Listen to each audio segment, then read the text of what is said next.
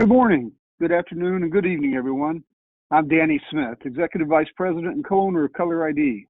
Welcome to Color ID's Campus Forum series, continuing the conversation. Today's session is titled ID Printer Report and is the fourth in a series of 5 sessions. Each session will last approximately 45 to 60 minutes and repeat 2 times on future dates to provide attendee flexibility. Please feel free to invite colleagues from your institution or your company, or anyone you know across the identity industry that would benefit from participating in the forum series. A registration link you can share will be provided by your account manager or product manager in the near future.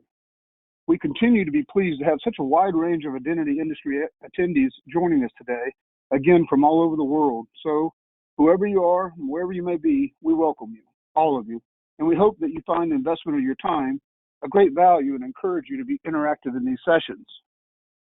At the beginning of today's session, relevant to the institutional attendees, there will be a Menti poll to learn more about the common challenges that you're experiencing. It's simple to do. Just open your browser on a PC or a mobile, go to menti.com, that's MENTI.com, then type in the 6-digit code on your screen. We'll give you the code and explain more in a few minutes. We're privileged to have developed strong relationships over the past 20 years, and we're really grateful that we can come together and stay connected. Leading today's technical discussion will be David Stallsmith, Director of Product Management for Color ID. David brings a wealth of technical information from over 14 years of working with advanced identity solutions. And of course, many of you have worked with David over the years as he works closely with manufacturers, vendors, and end users to promote understanding of the complicated products and services that comprise our identification industry. He's contributed to the decision-making process at many universities, healthcare facilities, and government agencies as they considered acquiring contactless, smart card, mobile ID, and biometric systems. And since 2006, David has presented annually at the NACU conference.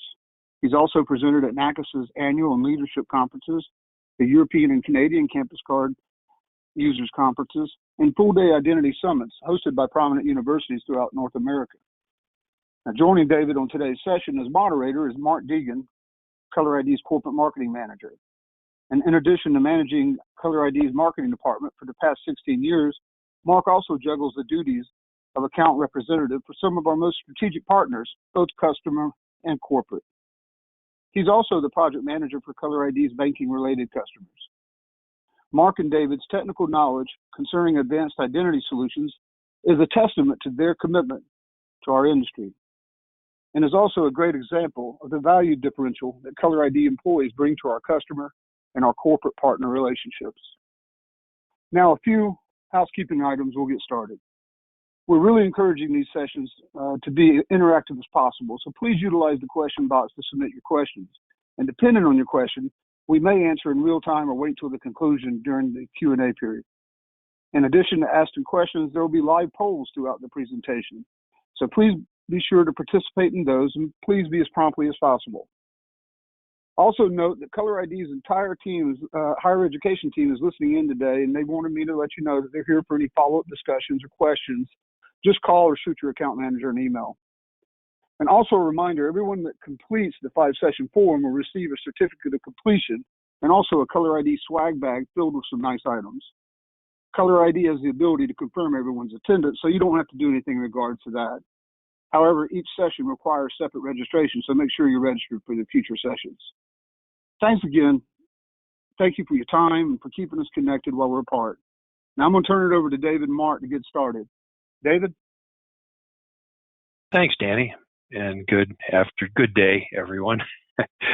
You know, we were looking at topics for this series, and it came to my mind that since we didn't have NACU this year, there's that opportunity for the higher education market to come together and just walk around all the booths and look at the hardware, take a walk around the showroom. So I thought, well, let's do it online. We'll do it right here. And of course, these are Color ID opinions throughout. Now, we form our opinions a lot based on what we hear from our customers and the people we work with and the partners that we represent their products and others. So hopefully there's some value in these opinions, and then we'll have some polls. So we'll get some of your opinions also. We'll talk about printer basics, and then kind of the hot topic this past year has been encoders. Which is the right encoder, and how do we get it to do what we want in the printer? And I'm not talking about MagStripe, and we'll talk about that. And then, of course, is there anything new coming? So that's our agenda, and I'll let Mark kick off the first poll.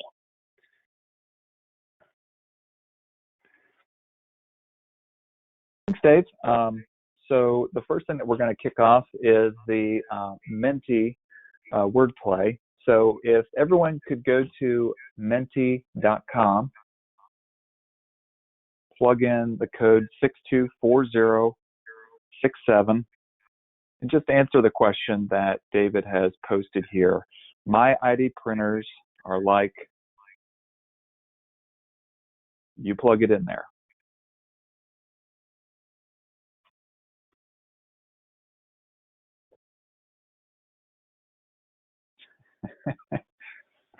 Antique, old, workhorse.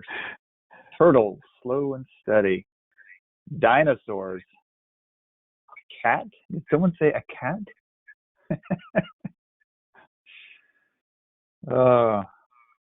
I miss all of our higher education folks and seeing you guys at the NACU conference, since you guys are all so fun to hang out with. This is a this is a good example of that. So nice little taste of it. Slow pokes. Bipolar. Wow. Pain in the butt. Long.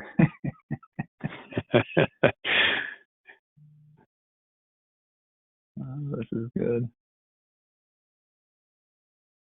Let's see here. Hit or miss. Yep.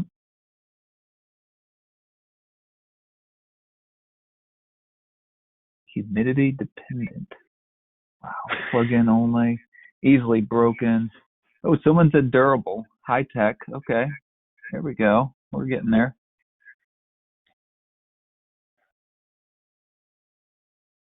Has a mind of their own.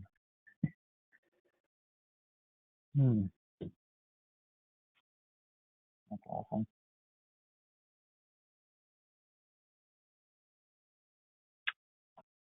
Well, cool, All right. Dave. I think so that's a good starting point for getting a pulse for what everybody thinks about their current ID printers. Great. Thank you, everyone. That was very instructive and a little negative, which I guess is not so surprising because these are the machines you work with every single day, and they make or break your life a day at a time. So let's just talk briefly about basics. I think pretty much everybody on this call will know these things, but it'll just make sure we all have a understanding of things as I just develop this topic. So direct-to-card printers, they print directly onto the card. There's a picture of a direct-to-card printhead right there. And at the bottom of that printhead is a thin line of pixels, 300 per inch. And they're covered with a glass coating that you dare not touch with a ring or anything else hard because it'll break, and then you'll blow out a pixel in your card printing and have a line on all of your cards. But it comes in contact with the ribbon, which is on top of the surface of the card, and it heats up and cools off very rapidly, pixel by pixel, and turns the dye in the ribbon into gas, which is immediately forced into the surface of the card in very small areas. So dye sublimation is the name of this. They're typically 300 dpi dots per inch. And that's the resolution of this printhead is 300 dpi. The advantages of direct-to-card versus reverse transfer are it's usually quick, and it's usually less expensive because it's a single one-step process, and that both results in less time and less money. The other printer that you would consider if you were looking for a new ID printer is reverse transfer. Pretty much these days, it's either one or the other. Reverse transfer prints onto a retransfer film, a thin film, sort of like a laminate, only thinner. and it prints in reverse because the film is applied to the surface of the card with the printing underneath the film. So that's why reverse and why it's transfer. It prints it onto the film and the film is transferred to the card. And then the same print head that prints is used to melt effectively to adhere. It's more than melting, but it adheres that film to the surface of the card, and it sticks quite well. This is not something we usually see coming loose. It's usually a die sub process, just like we described for the DATACARD printer, because it's a DATACARD printhead, and the die sub process is used to put the images and the color and the whatever is on your card onto the back of that film. There are some new printers now that are using pigmenting, and we'll talk about that, as opposed to die sub, but mostly the die sub process is what's used in reverse transfer printing. And then comparing reverse transfer printers to DATACARD, you should be getting better image quality because you're printing on a more stable surface. The film is more stable and more predictable than the surface of the cards. They come from a lot of different places. Sometimes they're uneven, so you should get better image quality. It does take a little longer to print in most cases because you're printing onto a film and then you're sticking the film onto the card. But for that same reason, it's more secure because you can't go over the surface of the card or change it. It's under that film. And then because you are using a film and a little more complicated process, the printers and the consumables tend to cost a little more than the DATACARD printing. And then, if you're making out your order for your printer, what else do you need to consider? Well, lamination. Do you want to put an over laminate on the card? And that then means, if you do, that you would buy a laminator, which is a separate module. It may be delivered with your printer, may be built into your printer, or it may come as a totally separate unit and you stuff the cards one by one into the lam module, although very few people do that anymore. And then most printers are built as single-sided printers, and if you want to print on both sides of your card, you need a flipper. You need something to flip the card over because that print head only prints on one side of the card. So to print on the other side, you have to turn the card. And then MagStripe encoder, pretty much everybody in higher ed needs one of these. And there's only one MagStripe encoder per printer, and it's only in one location. So again, if you're one of those schools that has two MagStripes, you know that you have to either flip your cards over and do another pass through the printer, or have that MagStripe pre-encoded either by your card supplier, a service bureau, or maybe you just keep an extra printer around just to encode that other MagStripe separate from your regular card production process. Smart card encoder, I will spend some time talking about these because, like I said, it's a hot topic, and largely because there's a lot of pain around that. Also, printing, especially on one side, and especially with the higher heat associated with reverse transfer, tends to, not always, but tends to leave the cards a little curved. And so some of the newer machines have card flatteners. You can order them with them, or they come built in, and they compensate for whatever curvature there may be in the card due to uneven heating on one side more than another. And then another just interesting add-on that DATACARD introduced a few years ago is tactile impression. After everything else, they have a die, this thing here on the right, with a design that can be custom ordered, and it will actually print into the card an impression that you can feel. And you can see that. So it adds another level of security, because unless somebody has that die or a copy of that die, they're not able to make cards that look like your cards. Then once you get your printer and you're running stuff, if you have a laminator, the lamination film is applied after the card is printed. It can be usually it's only on the front side, because that's where the color, the face, the ID number, the barcode often is on the front of the card. The back of the card oftentimes is pre-printed at the time that the card is made, and so if that's your case and all the data on the back of your card is static, and you're having your cards pre-printed black, one color black on the back, That printing is done in a litho press, and it's under the final layer of the card itself, a clear layer. So that printing will be very durable. And then you put lamination on the front over what printing you just applied to your card to protect it and to also give you more security. Again, it makes it harder to, not that it's easy, but it makes it harder to do any modifications to numbers or other data that may be printed on your card. Lam film is thicker than reverse transfer film, deliberately, because of the protection we look for that. Usually it's 1 mil or 1/1000th of an inch. And the fairly recent introduction, Zebra is the first one that brought this into the ID printers that we saw, and then now it's available on some other lines, and that is lamination without a liner. A typical lamination patch is a clear patch the size of a card, slightly smaller than a card, stuck to a web or a thin roll of film, and the thin roll of film goes through the printer, and the patch is, it's kind of like peeling stickers off of your kid's Happy Meal kit. The patch is peeled off of that web or film and applied to the card, and then the film is spooled at the other end of the process. But there's a new process now, a linerless process, where there is no web. There's nothing behind the lamination patch itself. There's only the patch material, and it is heated onto the card, and it is cut off cleanly around the card. And so it's called linerless or wasteless, and we'll talk about the machines that offer that now as a feature. There are a lot of custom holograms available, and for those of you that have gone through the custom hologram process, you know this, but those of you who have not, there are just a handful of companies that make these holograms that are used on these high security laminate materials.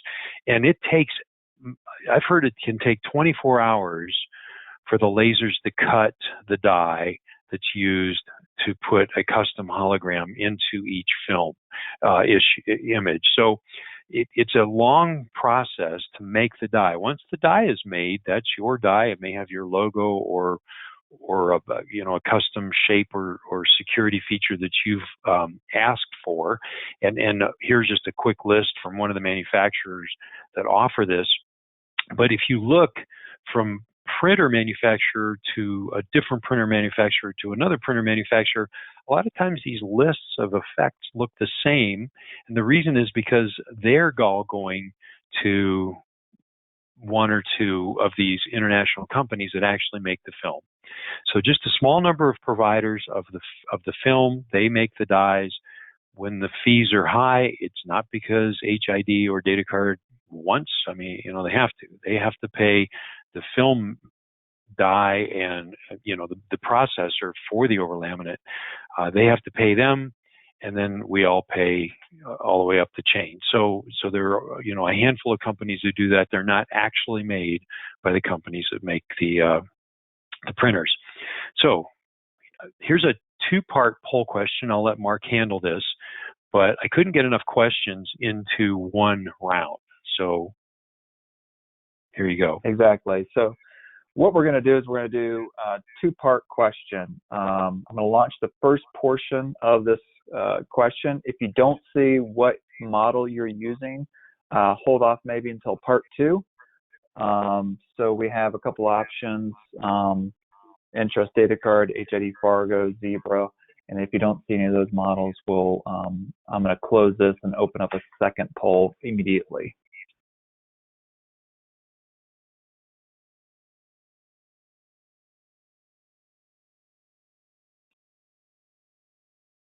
And it looks like we're pretty much about there. So I'm going to close this one.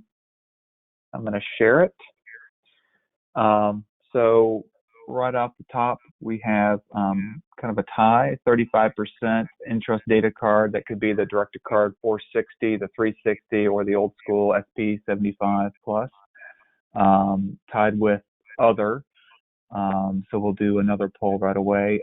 23% is HID Fargo reverse transfer. That could be the HTP 5000 or the 5600. And then 4% is the HTP DATACARD series. That would be the 4500E, 1500, as well as the 5500 LMX. And then Zebra is in there for their reverse transfer. That's either the ZXP8 or 9. Thank you guys for participating in that. I'm going to do the next one for those that didn't see theirs. So you should see that now. We have the DATACARD for Zebra, a couple other manufacturers in there as well. So let's see what the responses are to this.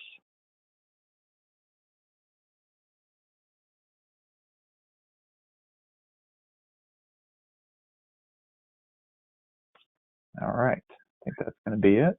I'm going to share this one. 33% are using the DATACARD Zebra, that'd be the ZXP7. 27% other, so that could be other DATACARD from our friends at NISCA, MAGICARD, Evolus, IDP.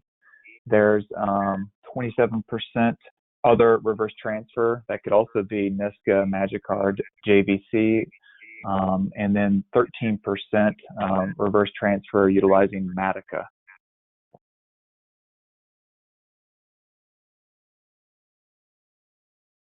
All right, Dave, you're good to go. Great. Thanks a lot, Mark.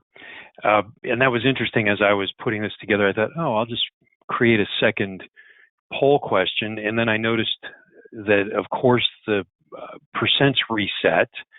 But one way of looking at this is that I noticed that 25% voted in the second poll.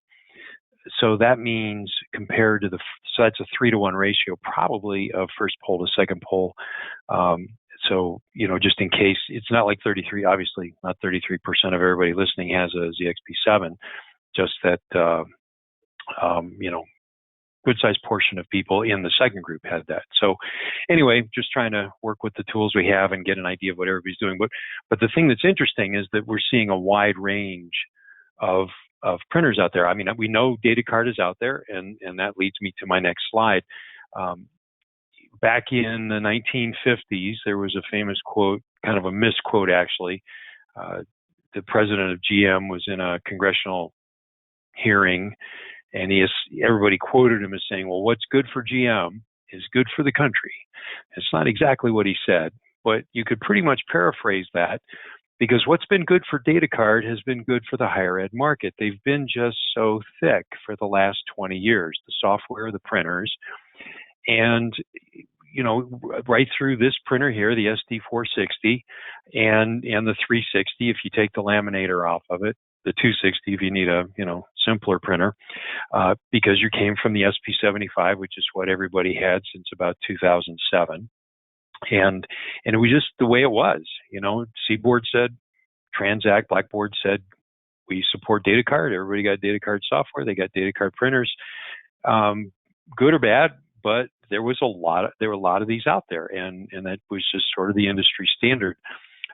There's been a little bit of a stumble, and that'll be my next slide. But before we go on, the SD line is still going strong.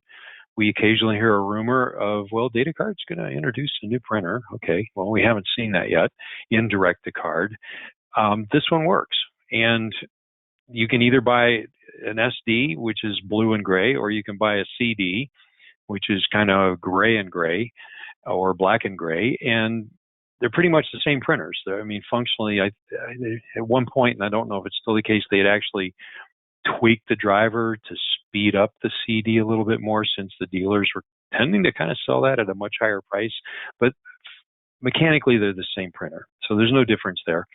And there's, like I said, at this point, nothing official about a replacement for this. So this is still a solid printer. And if you're reading and encoding with DATACARD software, more than likely, this is the printer that you need. Even if you were thinking about another manufacturer, you probably needed to stay with that. Now, in the poll that Mark just ran, I had a couple different thoughts as I was making this, and I left the CR805 out of there. Now I think when we replay this series, I'll put it back in.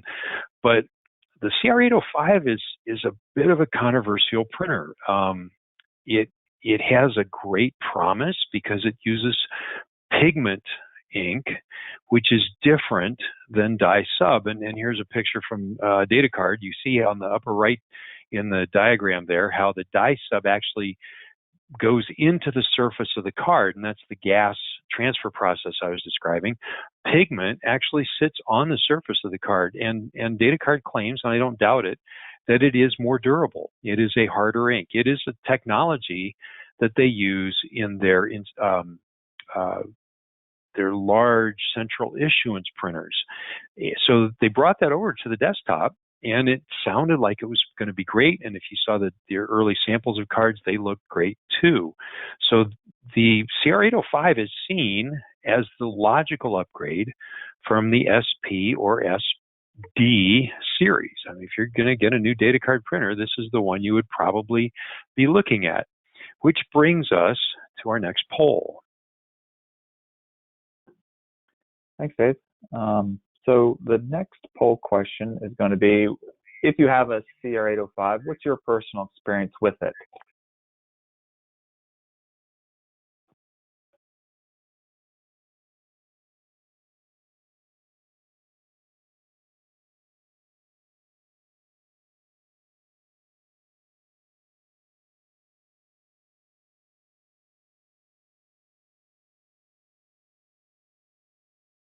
Okay, just a few more to vote here. I think we're almost there. And of course, if you don't have the CR805, you can just do the no experience with it.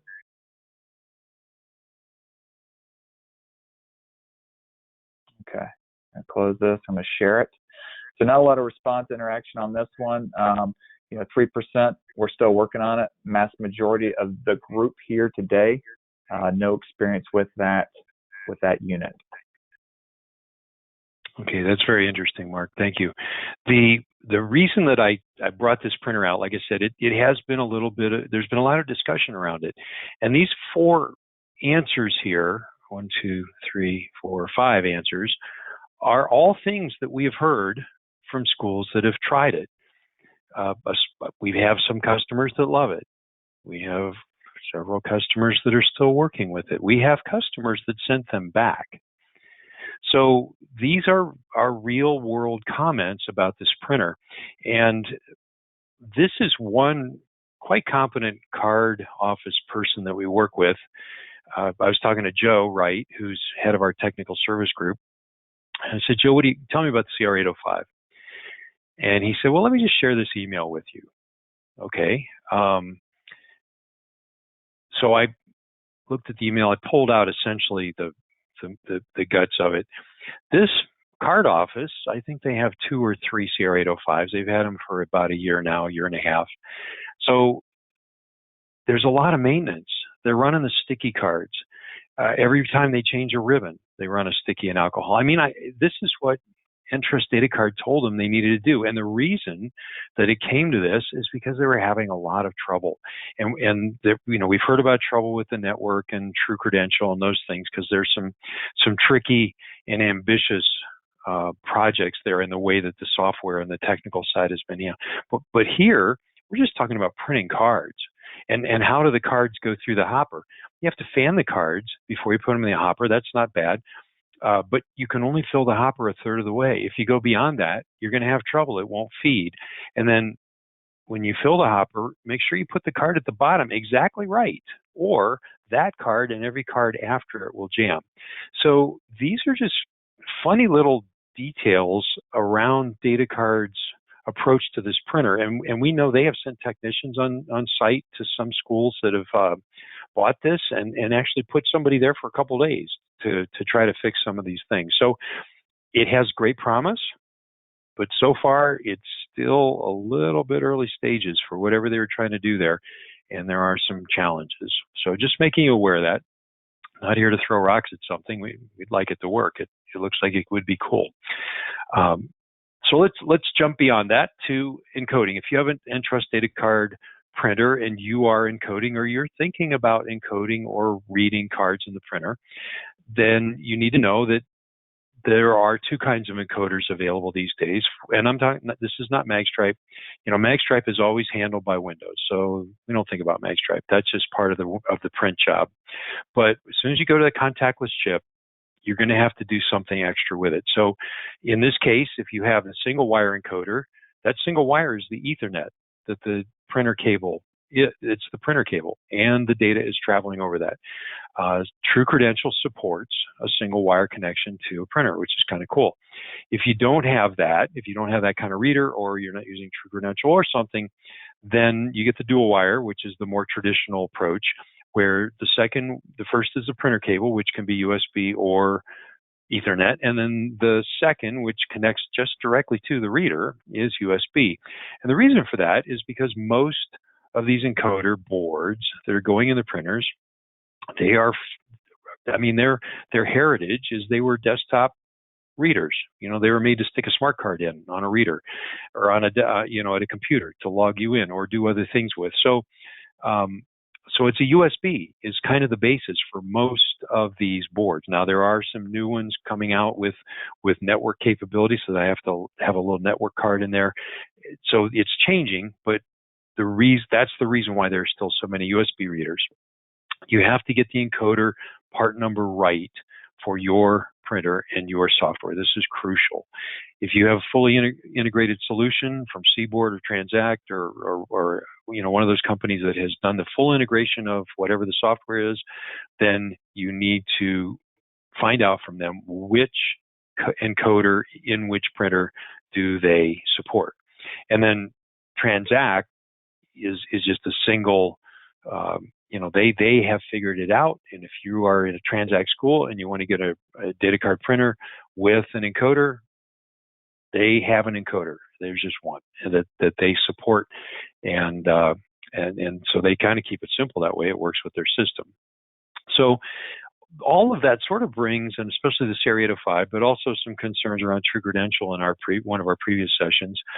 It leads us to where is the focus for ENTRUST DATACARD right now?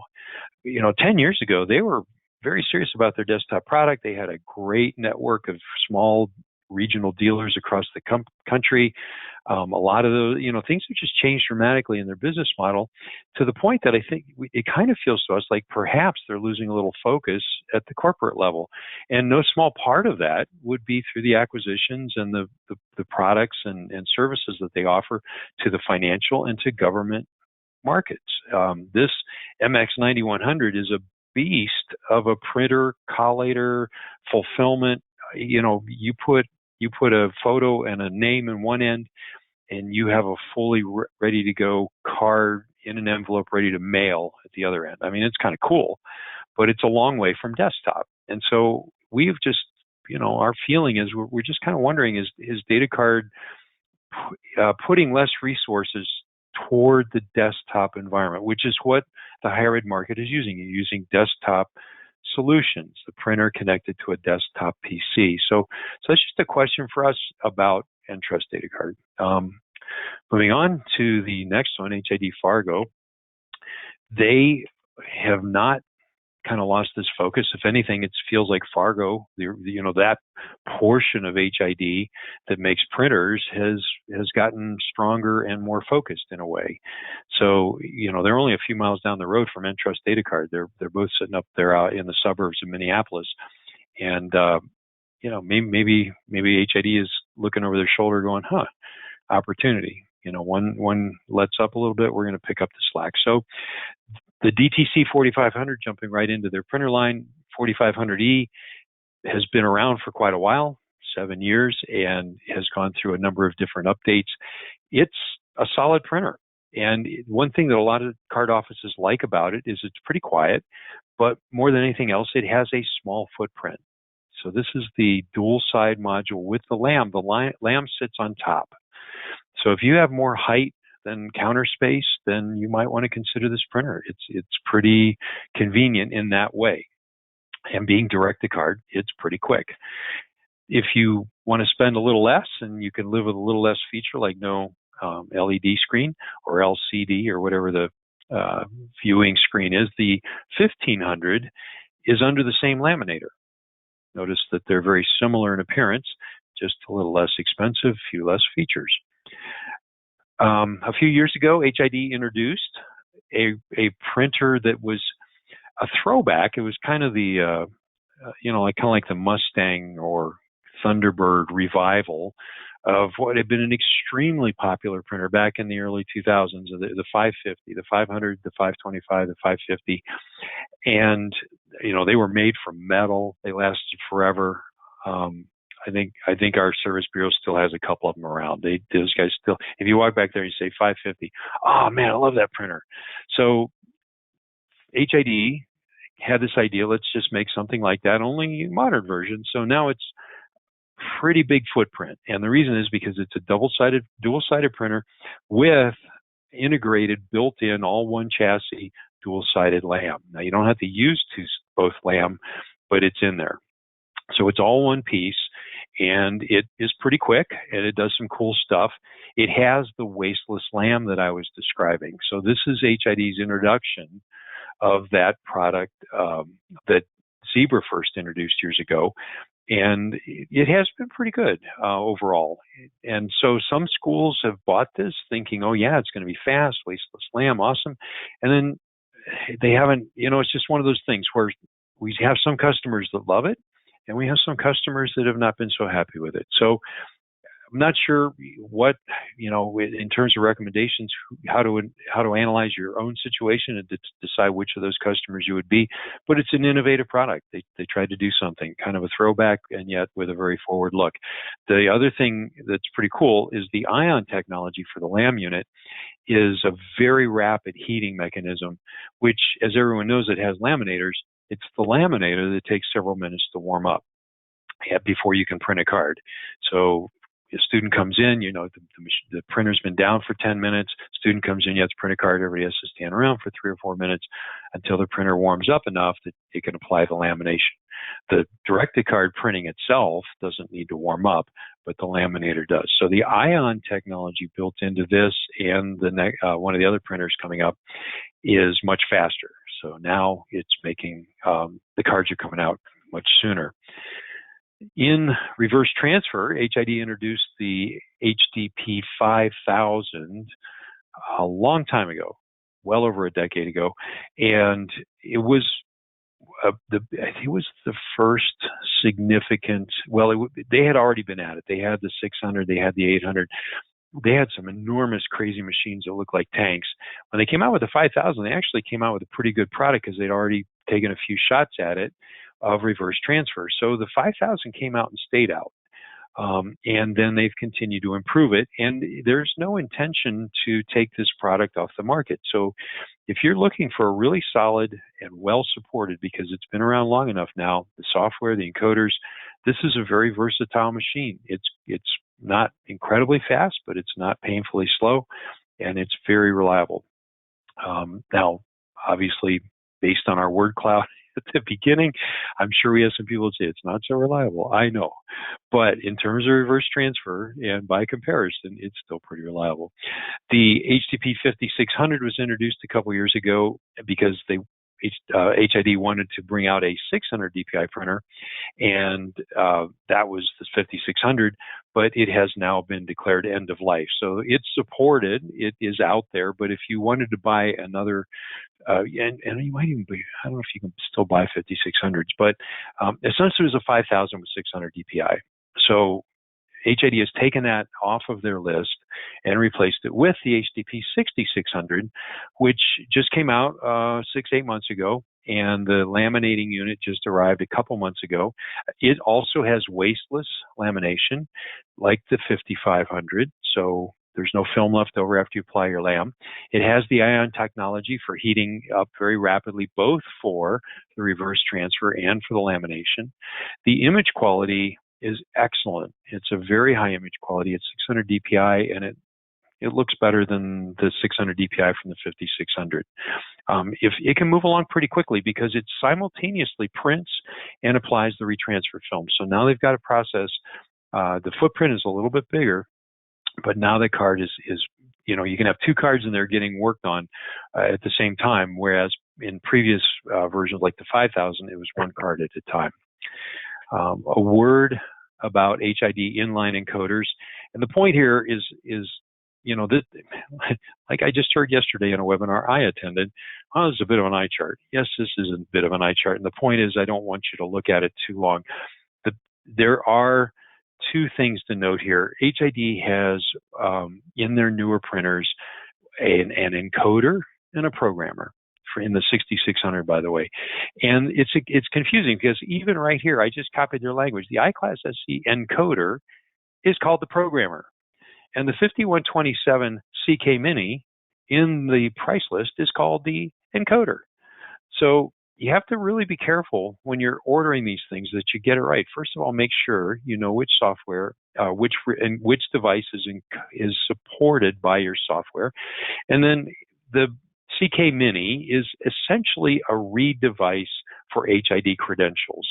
It is not going to read or write anything custom unless a third-party software company has integrated it. In that case, it is a read-write device, but its most common usage is going to be reading HID credentials. Now, the other device, the so-called encoder, is effectively what they call the CP1000, which is the programmer for HID credentials. So you can program HID SIO to iClass, so it becomes iClass SC. You can CIOS, you can put HID SIO credentials on DesFire.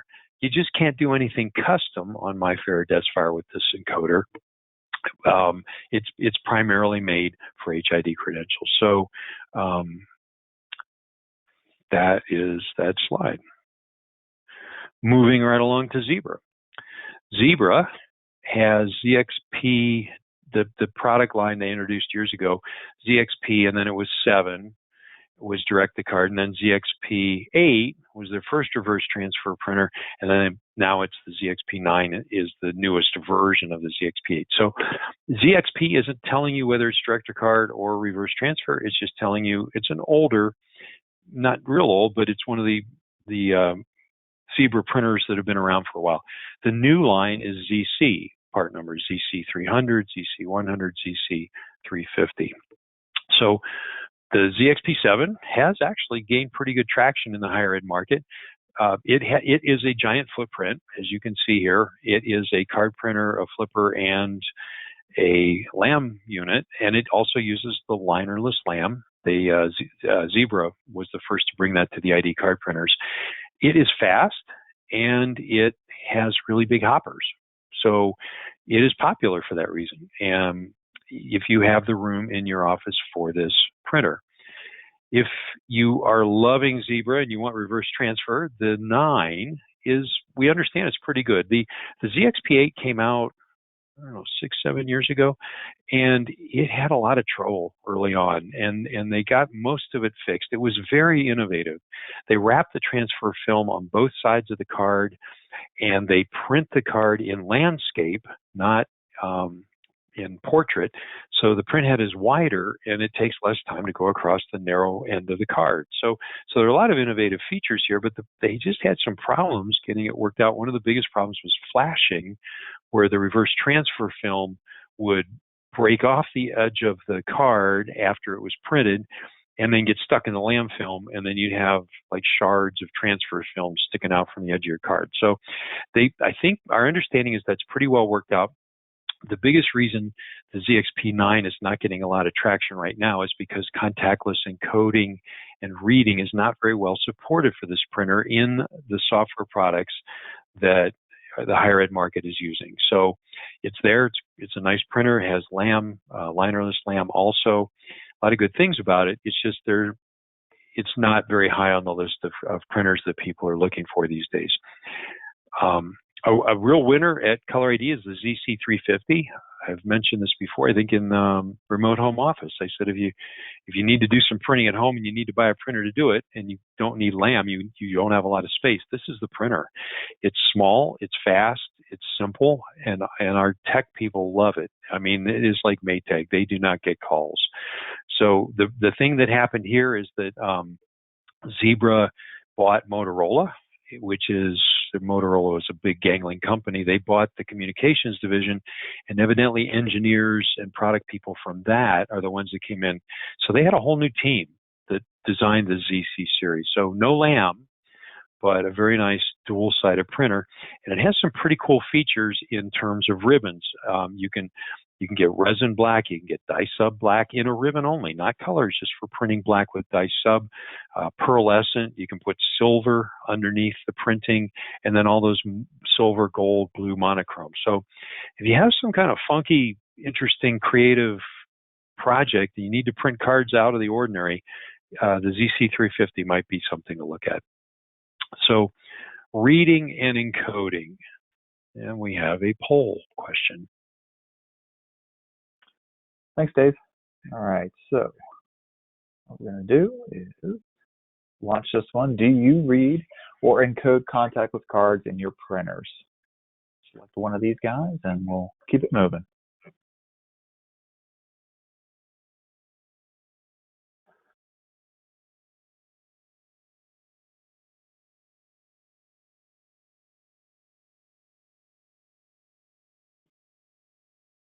Perfect. Okay. And all right, we'll close it. Share this. All right, 51% say yes, 29% no, and then 20% would like to Sunday. Our arms are getting tired of tapping. All right. Thanks, Mark. That is a high. Again, it's reminiscent of the software question we asked about encoding. So a lot of people here are encoding cards, and that is cool. So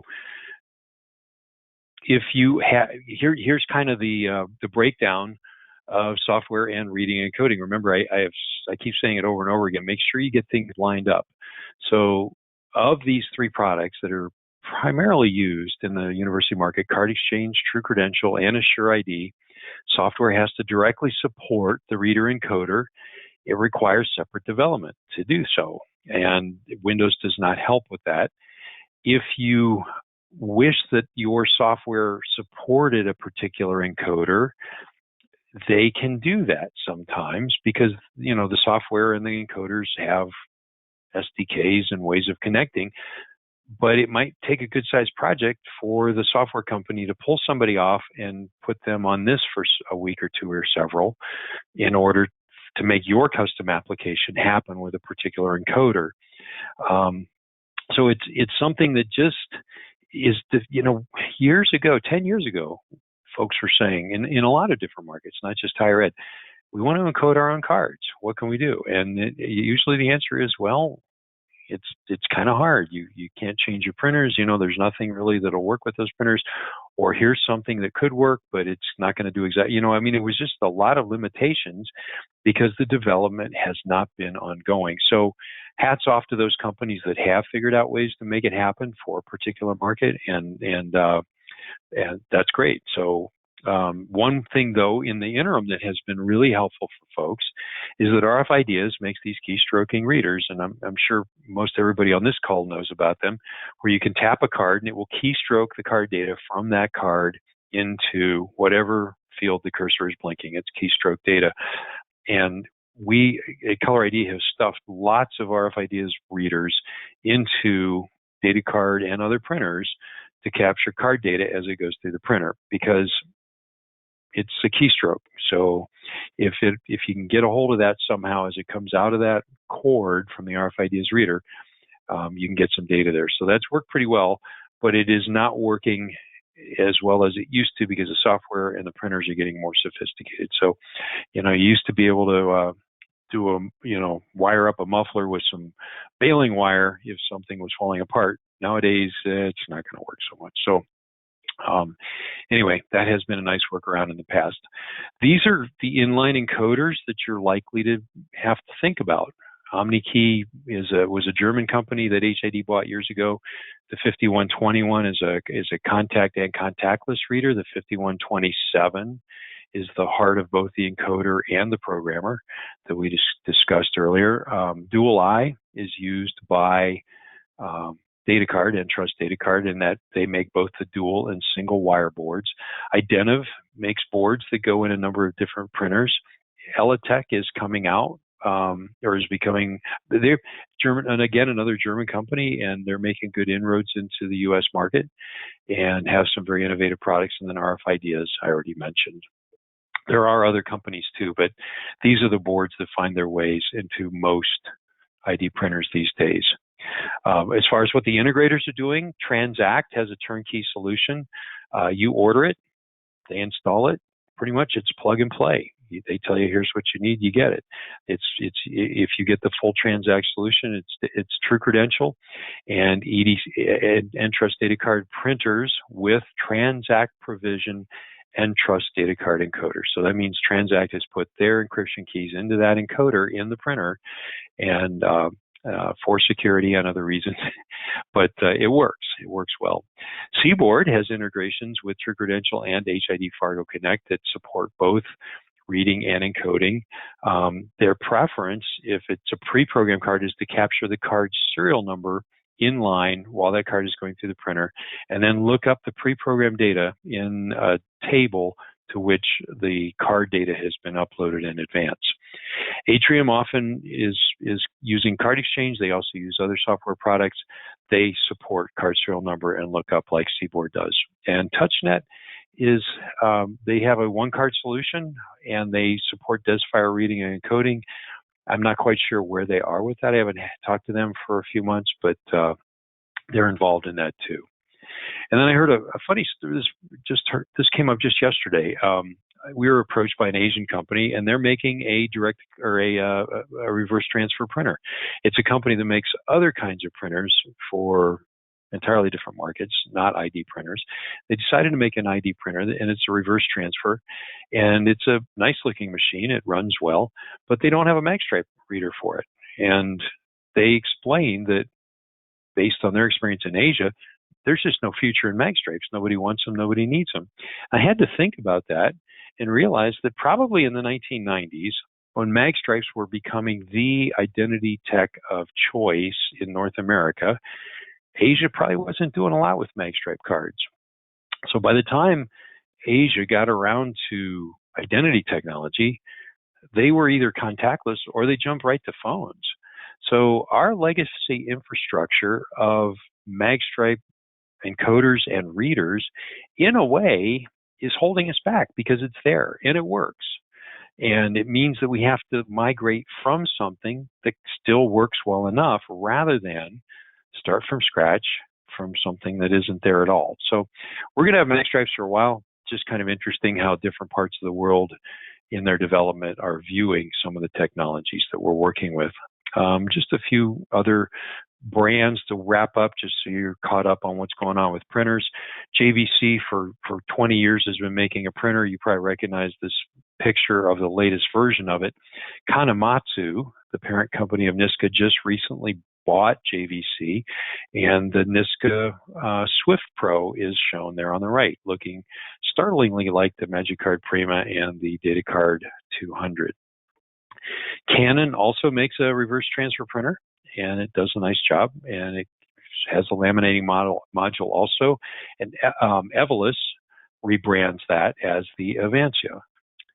There's another company that we've talked to and worked with a little bit, is a Korean manufacturer, IDP, and they have the Smart Series.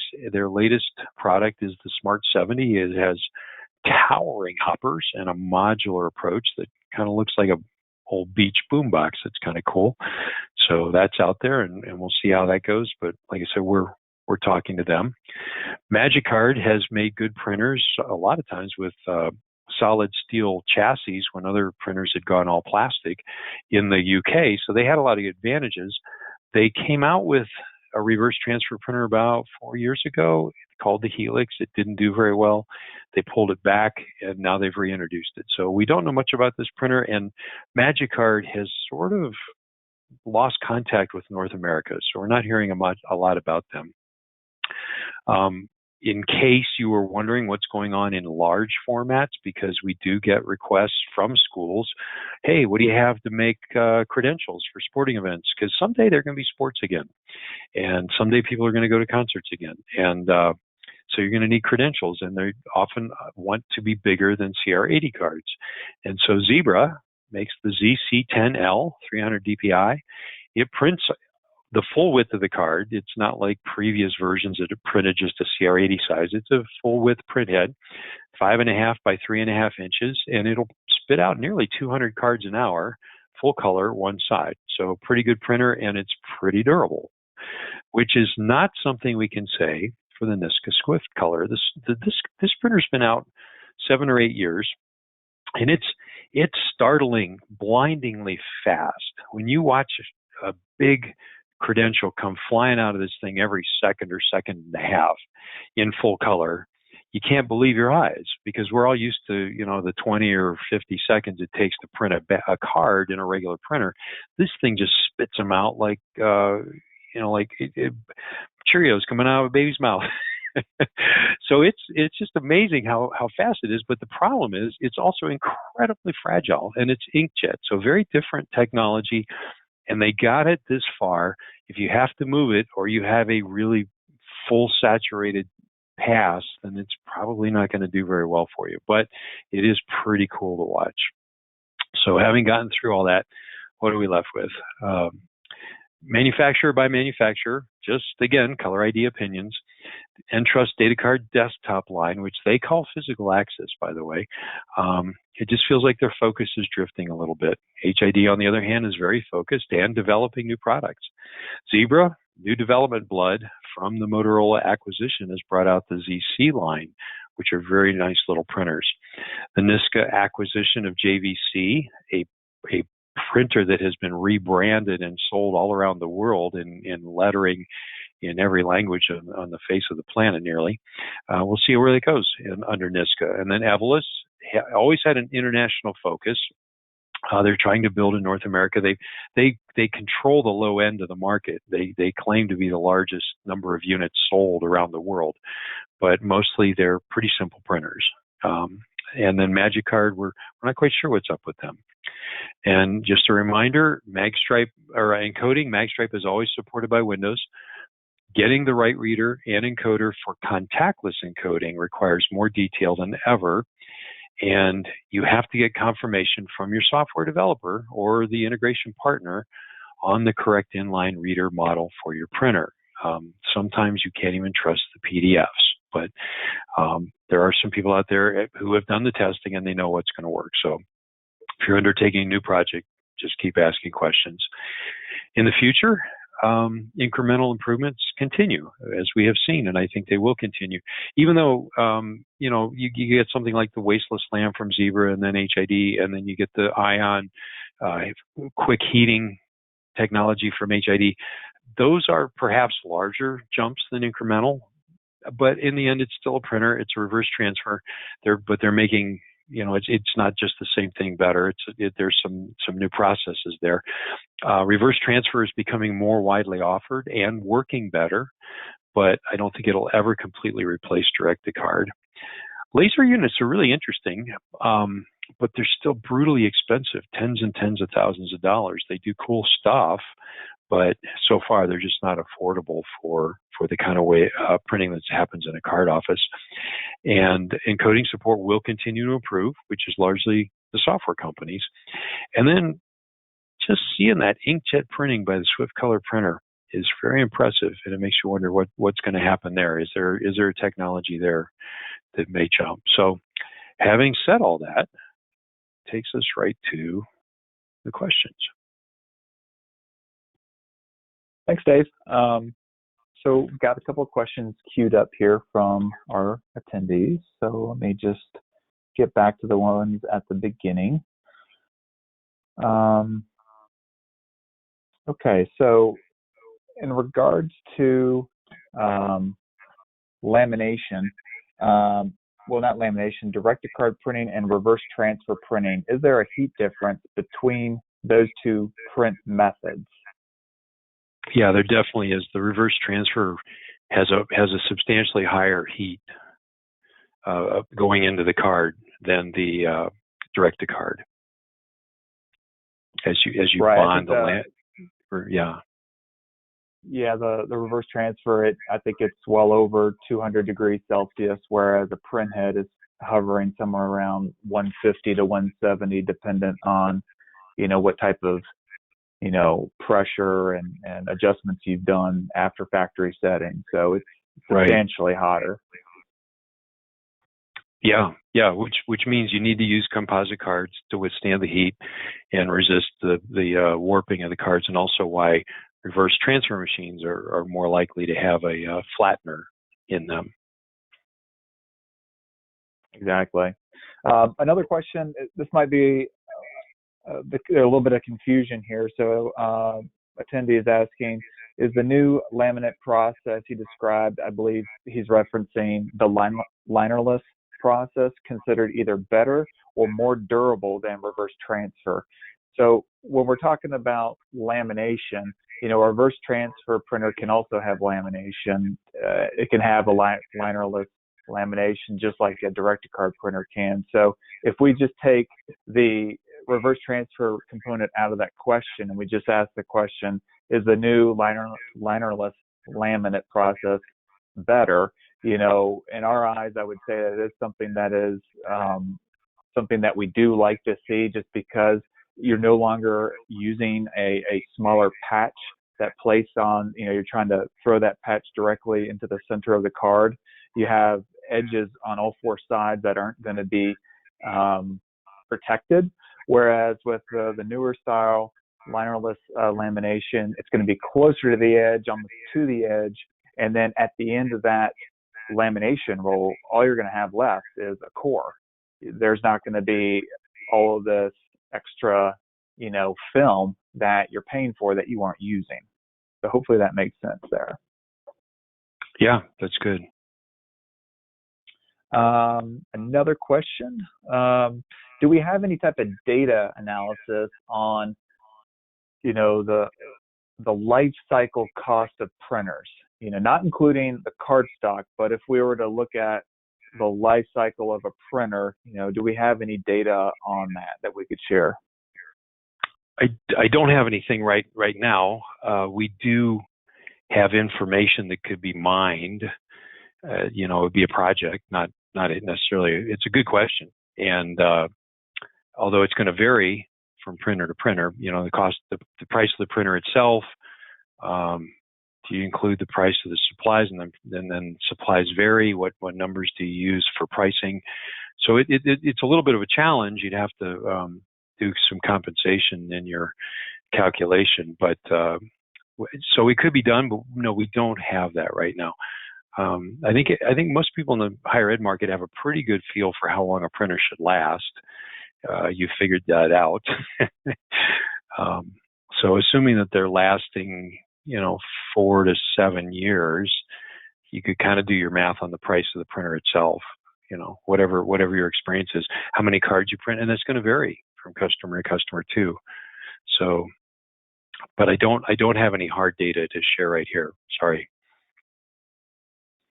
No, that's fine. Let's see here. Another question is regarding the large format printers. If we could take that style printer and just compare it to a normal CR80 size ID card printer and the supplies, is there a cost difference? Is that large format printer substantially more expensive, or could we budget the same, for that type of printer? It is more expensive than a regular direct-to-card printer. It's bigger, and it has the print head's twice as big nearly. So it is bigger. More expensive. It uses a ribbon, so that's the extent. There's no lamination, there's no reverse transfer film, so it's just a direct-to-card printer. If you had time, or if you have a particular model in mind or use, give us a call and we can tell you exactly what it'll cost. But yes, it will be more than a standard direct-to-card printer. Yeah, and as far as the card stock goes, card stock is going to be larger. The material is can be slightly different, the thickness and everything from what end users are normally used to using with the CR80 card stock. So it's similar but different. So yeah, there's always our account reps that can run some, rough numbers if anybody's interested in that. Here's another question, Dave. Do you experience any issues with HAD Fargo printers? We had issues with cards melting inside our printers. This one is, I think any manufacturer is going to have, an issue like this. The one thing to keep in mind when it comes to, ID card printers is the fact that they are, they have their default settings right out of the box. So you have to really do a good job of pairing your cardstock that you're using with customized settings in the driver and advanced settings of your printer. And if you don't know how to do that, then obviously call up Color ID. We offer free technical phone support, and we can walk you through that process of dialing back, the print head temperature. We could, maybe pull back on the heat resin so that it's not pressing through as much. And there's a lot of tons of different configurations that you can do with ID printers. So, I've done a great job of melting, cards and printers when I'm doing marketing prints and all that stuff over the past 16 years. So I can definitely appreciate that. But just know that no matter what printer manufacturer, there are adjustments to be made, and we can help dial in those things to get your cards printing the way that they should every single time. So just keep that in mind. All right. That was the last question. Dave, there was one other poll question. You want me to throw that out there to end it? Oh, I blow right past that? Yeah, please. Yeah. Okay, let's see here. Okay, last poll question. Are you happy with your printers? So let's see what we get here. And while people are going through that, I'm just going to thank you guys all for the questions that you submitted. This is a really highly engaged Q&A session, so really appreciate that. I'm going to share these results. So most of the time you guys are happy, so that's awesome. 14% not so much, and then 10% totally. So really good stuff. Please don't miss out on our next webinar this coming Tuesday, April 21st. It's the one titled Going Mobile for Under $1 Million. That's at 1 p.m. Eastern Standard Time. So with that said, on behalf of Danny, David, and myself, please everyone be safe out there. Thank you for your time. Thank you for attending today's webinar, and we'll talk to you guys next week.